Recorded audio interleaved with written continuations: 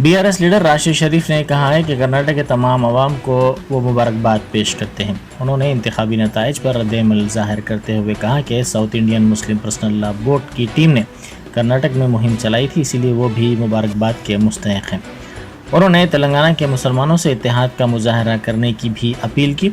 उन्होंने कहा कि जिस तरह की शिकस्त बीजेपी को कर्नाटक में हुई है, उसी तरह रियासत तेलंगाना में भी इसका सफाया होगा और 2024 के फाइनल में भी बीजेपी को शिकस्त होगी, लेकिन उसके लिए शर्त यह है कि मुसलमान इत्तेहाद का मुजाहरा करें। अस्सलाम वालेकुम वरहमतुल्लाहि वबरकातुहू।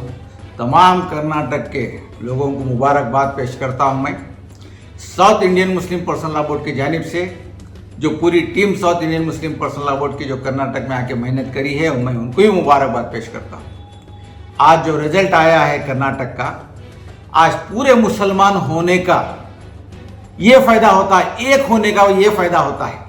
आप देखिए पूरा इलेक्शन बदल गया पूरा। आज जो मैं अमीर शरीयत से मुलाकात किया था कर्नाटक में, हाफिज साहब तकरीबन मौलानाओं से उलमाओं से मुलाकात करा।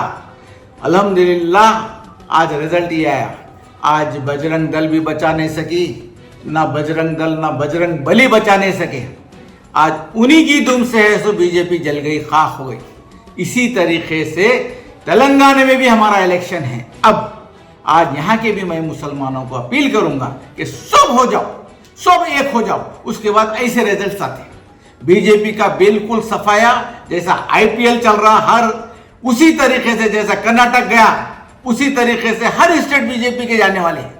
इंशाल्लाह जो फाइनल है जो 2024 में है, वो भी इंशाल्लाह बीजेपी हारेगी, 100% हारेगी, अगर अपना इत्तेहाद हुआ तो। अगर मुसलमान एक हुए तो आज हमको भीख मांगना नहीं है। अब अपने हक के लिए आगे बढ़ना है।